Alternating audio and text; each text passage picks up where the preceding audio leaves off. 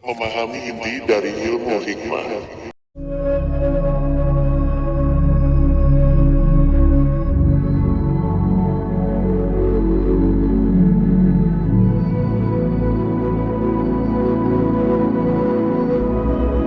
Istilah ilmu hikmah. Ilmu ini banyak macamnya, namun umumnya adalah berupa amalan spiritual dari ayat-ayat Al-Quran, doa-doa tertentu, hizib atau mantra-mantra suci yang berbahasa Arab, dan diimbangi dengan laku batin untuk mendekatkan diri kepada Allah Subhanahu wa Ta'ala, serta membersihkan jiwa dari berbagai penyakit hati. Sedangkan yang dimaksud dengan mantra-mantra di sini adalah mantra yang isi kandungannya tidak melanggar syariat Islam. Alhamdulillah, Alhamdulillah wa syukurillah, wala haula wala quwata illa billahil naliyil nazim. Assalamualaikum warahmatullahi wabarakatuh. Ilmu hikmah itu bisa dipelajari dengan amalan berupa zikir, tabaruk, menyendiri, membersihkan hati, bersikap bijaksana atau riyadoh tertentu, sesuai ajaran para guru atau ulama. Ilmu hikmah memiliki banyak manfaat dan mencakup segala urusan dunia akhirat. Karena ilmu hikmah bisa menyelesaikan berbagai masalah kehidupan, membantu kita agar kuat melewati cobaan atau ujian di dalam kehidupan ini. Ilmu hikmah juga menjadi sarana untuk memohon perlindungan kepada Allah Subhanahu wa Ta'ala, serta dapat mengubah perilaku buruk menjadi baik. Dan yang pasti, menjadikan diri kita semakin dekat dengan Allah Subhanahu wa Ta'ala. Ilmu hikmah berbeda dengan ilmu kesaktian yang bisa disombongkan. Justru pantangan utama jika kita ingin mempelajari ilmu hikmah ini adalah kesombongan dan merasa punya kehebatan. Kunci dalam ilmu hikmah adalah memohon pertolongan dan rahmat dari Allah, agar ketika kita di dalam menjalani hidup di dunia ini, kita diberikan keselamatan, kesuksesan, kemudahan, kebahagiaan, dan segala hal baik lainnya. Sebagai makhluk ciptaan Allah Subhanahu wa Ta'ala, kita tidak patut untuk menyombongkan diri. Sadarilah sobatku, kita tercipta dari barang yang hina, kemudian disucikan Allah Azza wa Jalla.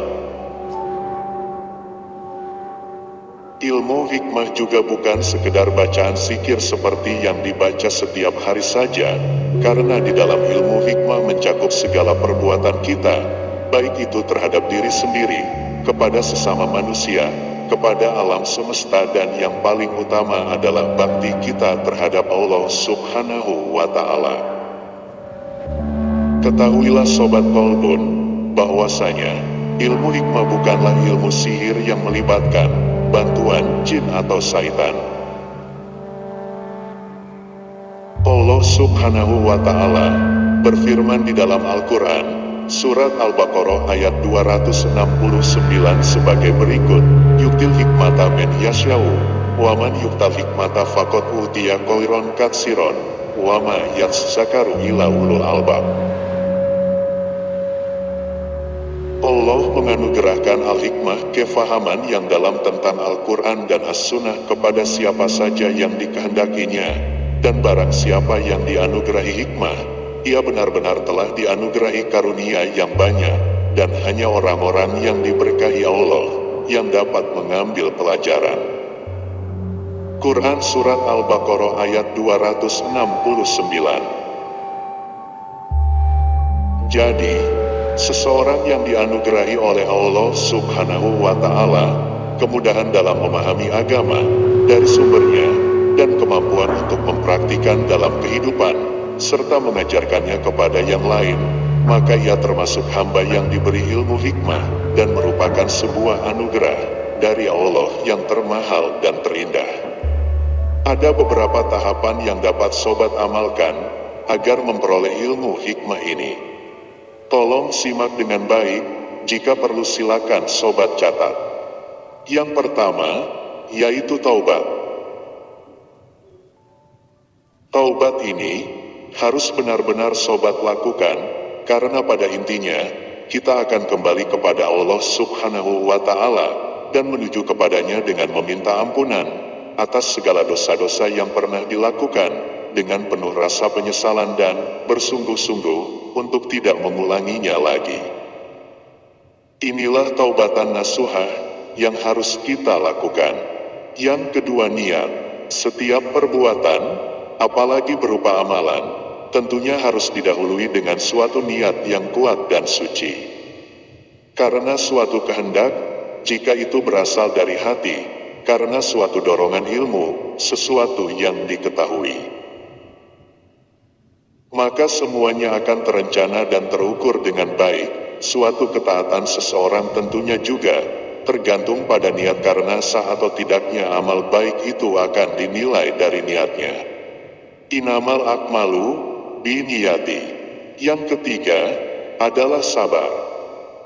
Dengan kesabaran akan membimbing otak dan pikiran kita selalu terbawa ke arah positif, menjadikan keadaan jiwa yang kokoh, stabil dan konsekuen dalam pendirian.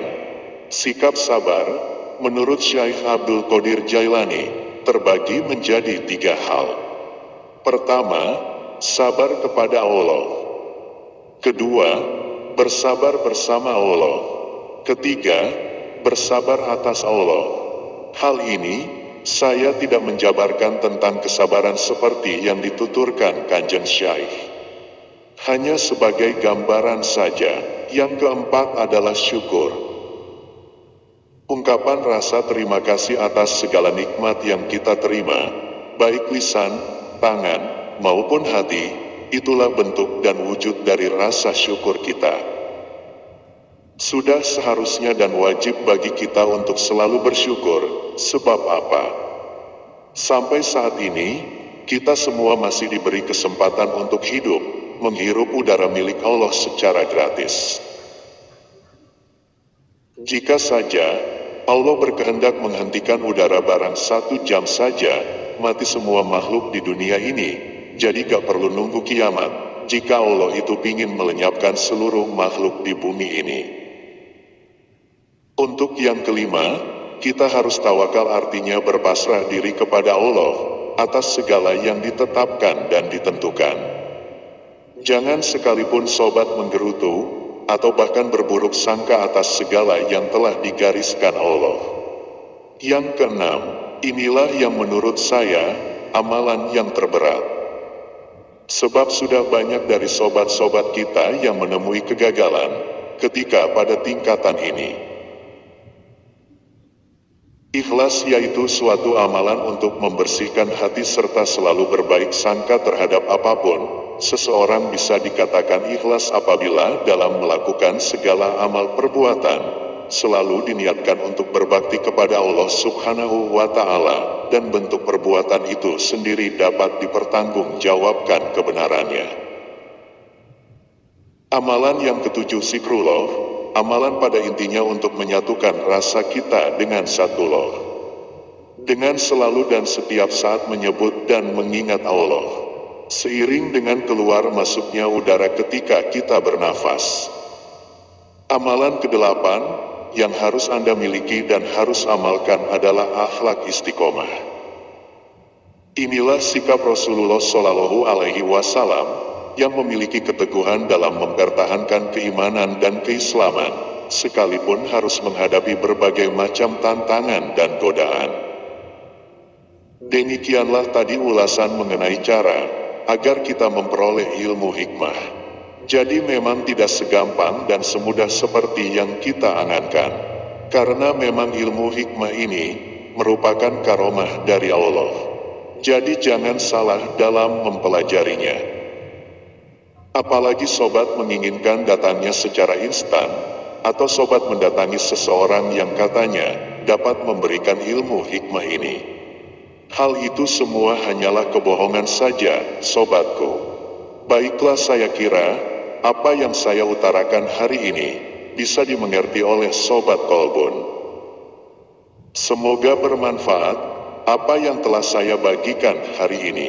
Pesan saya, jika sobat tetap berkeinginan untuk mempelajari ilmu hikmah ini, cobalah untuk memahami terlebih dahulu apa yang telah saya sampaikan. Dan jikapun sobat telah memiliki ilmu hikmah ini, maka janganlah sobat menyalahgunakan ilmu yang merupakan karomah dari Allah ini. Wabillahi taufik wal hidayah.